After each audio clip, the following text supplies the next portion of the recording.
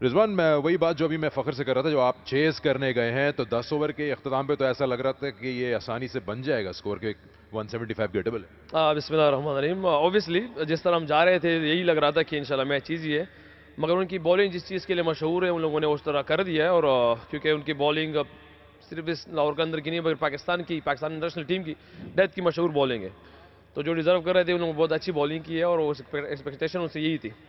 Due को आप expect कर रहे थे, क्योंकि आपने खुद का बॉलिंग अटैक इतना अच्छा और उनके खिलाफ आपने चेज़ करना चूज़ किया टॉस पर। नहीं नहीं, देखिए ड्यू जहन में नहीं था कि शुरू से, मगर हमारी भी एक कुछ स्ट्रेंथ है और उनकी भी कुछ वीकनेस है। हमने यही सोचा कि अगर उसको अच्छे से रिस्ट्रिक्ट करेंगे जल्दी। बहरहाल जिस तरह अगर आप मैच देख ले तो हमारा स्टार्ट अच्छा था और जो हमारे जहन में थे वो चीज़ तो बिल्कुल जहन सही चाह रही थी काम पे, मगर एंड हमसे फिनिश नहीं हुआ। उसको क्रेडिट उनको देंगे इसी बात का। ओवरऑल तो टीम की परचेज़ बड़ा अच्छा रहा, बॉलिंग भी सही रही। कोई ऐसे एरियाज़ हैं पहले मैच के बाद आप सोचते हैं कि ये थोड़ा-सा बेहतर करना चाहिए एज़ अ टीम? नहीं नहीं, देखिए जी क्रिकेट बहुत अच्छी हुई है।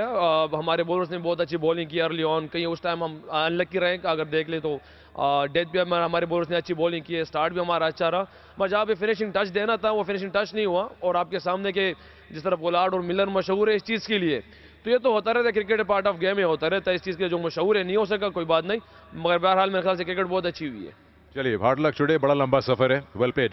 Thank you.